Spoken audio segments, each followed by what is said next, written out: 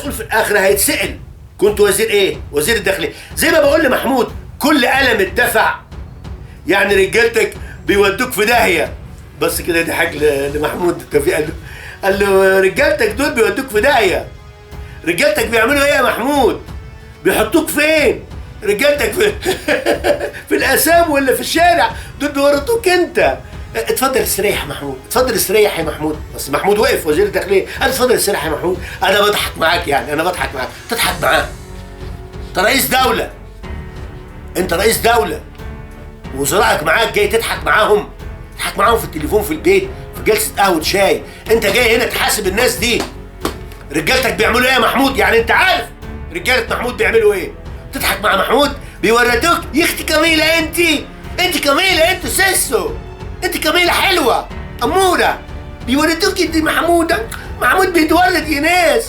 محمود بيتورد رجاله وحشين ورجاله كخه. محمود كويس، محمود سوسو حبيبي، يا محمود ولادك يا محمود هم اللي بيعملوا الكخه دي. بس انت عارف يا محمود. احبائي في مصر والعالم كله، تحياتي من قناه الصوت الصارخ. معكم دكتور وجيه رؤوف. ندافع عن كل انسان مظلوم، مؤمنا كان او ملحدا. الخط الفاصل في كل قضايانا التي نتناولها هو الحق. ناخذ قدوتنا في الثوره على الظلم والطغيان من السائر الاول والاعظم، وهو القديس يوحنا المعمدان، اعظم مواليد النساء. مبرئ المذنب ومذنب البريء كلاهما مكرهه الرب. من فضلكم نطلب دعمكم بالمشاركه بالقناه وتفعيل زر الجرس. دمتم في رعايه الله. دكتور وجيه رؤوف. مساء الخير احبائي في مصر والعالم كله. من قناة الصوت الصارخ أقدم لكم هذه الحلقة. قالك مفيش بيني وبين وزارة الخارجية حاجة. يعني مش حاقد عليك يا وزير الخارجية، مش حاقد على الدكتور أسامة، على أسامة الأزهري، ومش حاقد على الدكتور أسامة والأزهر، يعني مش ممكن. مش حاقد على القضاء، يعني أنا بقول لكم الكلام ده مش حقد، ده أنا مش حاقد على الشرطة. محدش عمل لي حاجة وأنا صغير منهم يعني. الرئيس بيقول مش حاقد على الشرطة، محدش عمل لي حاجة وانا صغير منهم يعني، وضحك. ما اتضربتش يعني. انت كده بتعترف ان جهاز الشرطة بتاعك بيعمل حاجات للناس الصغيرين، وبتقول محدش عمل لي حاجة وانا صغير، يعني بتعترف قدام الناس بفساد. شكرا يا مفتح، بيقول لي حياك الله، شكرا ليك. معلش انا في النهاية كده ان شاء الله هرد على تعليقاتكم جميعا يعني. فانت بتقول ما حدش عمل لي حاجه وانا صغير.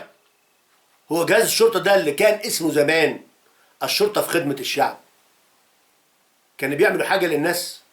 طبعا حبيب العدل لغى، قال لك الشرطه والشعب ازاي يعني؟ الشرطه في خدمه الشعب؟ احنا خدامين الشعب ما ينفعش. خلك الشرطه والشعب في خدمه الوطن. خدمه ايه؟ ده الشرطه دلوقتي بتلعب لك في قفاك وبتاخدك ورا مصنع الكراسي وتدخل وراك فرج. ما شفناش الوساخة دي غير في عهد العسكر من بعد 52. قبل كده ما كانش في كده. كان من حاكم دار العاصمة لا تشرب الدواء فيه سم قاتل، وبيطلع عشان ينقذ روح فرد. فاكرين فيلم عماد حمدي ويوسف وهبي؟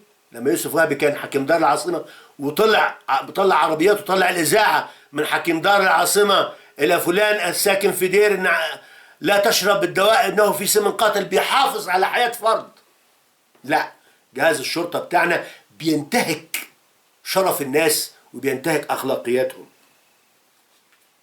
محدش عمل لك حاجة وانت صغير؟ متأكد؟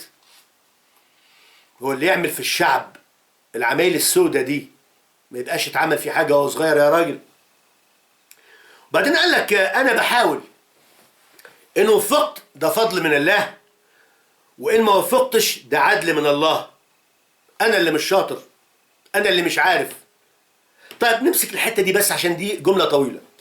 قال لك إن وفقت ده فضل من الله، وإن ما وفقتش ده عدل من الله. لا، إن وفقت ده فضل من الله، إن ما وفقتش تتحاسب.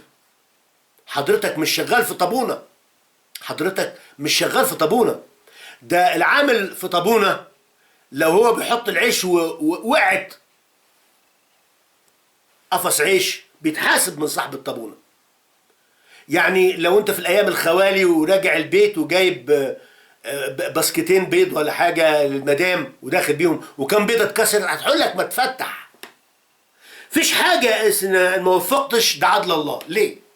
قلتها لك قبل كده في فيديو، كان الله مع يوسف فكان رجلا ناجحا. اللي بيكون ربنا معاه بينجح له سبله وبينجح له طريقه. اللي بيكون ربنا معاه بينجح له سبله وبينجح له طريقه. كونك انك انت لا توفق يبقى ربنا مش معاك. كونك انك انت بتغلط تتحاسب. قال لك انا بحاول، وان وفقت ده فضل من الله، وان ما وفقتش ده عدل من الله. انا اللي مش شاطر، انا اللي مش عارف. اللي مش عارف يعمل ايه يا دكتور اسامه؟ قال انا مش شاطر، انا مش عارف. اللي مش عارف يعمل ايه يا دكتور اسامه؟ فالدكتور اسامه قال له يصدق. قال له لا لا لا لا لا، يغادر. اللي مش عارف ايه يغادر. اللي مش عارف المؤسسه بتاعته فيها ايه، طب عرف، طب يصلح ولا ما يصلحش؟ طب ما كملتهاش ليه؟ لما انت قلت انك انت انا اللي مش عارف، ان ما وفقتش يبقى انا اللي مش شاطر، انا اللي مش عارف. انت قلت كده. انا بحاول، وان وفقت ده فضل من الله، وان ما وفقتش ده عدل من الله. انا اللي مش شاطر، انا اللي مش عارف. واللي مش عارف يغادر. طب ما تغادر يا عم. يعني مصر بال 120 مليون اللي فيها ما فيهاش حد يعني بيفكر؟ ما فيش حد عنده سليمان غيرك؟ فيش حد عنده سليمان غيرك؟ وبعدين قال لك ايه؟ طب يصلح ولا ما يصلحش؟ طب انت بقى يعني انا نفسي افهم انت اصلحت ايه؟ يعني انت مثلا، يعني هنا شغالين في موضوع خطف، عملت ايه؟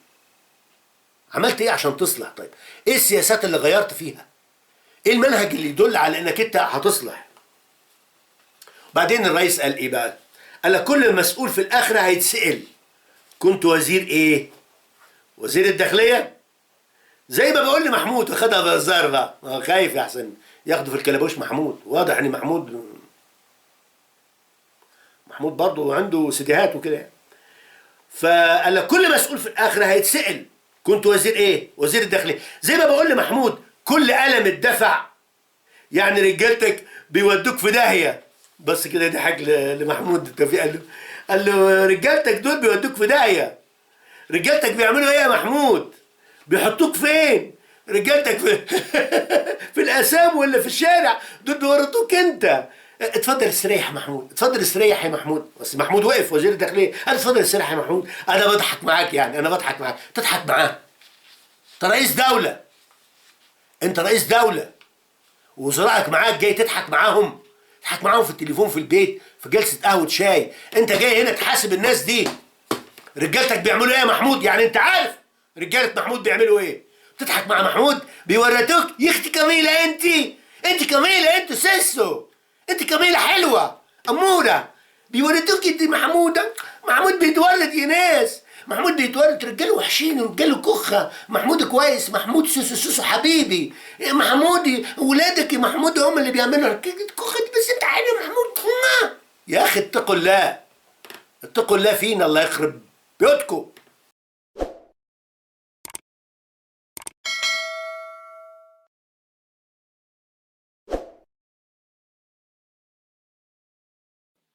والنبي ادونا شويه لايكات، ده ببلاش مش بفلوس.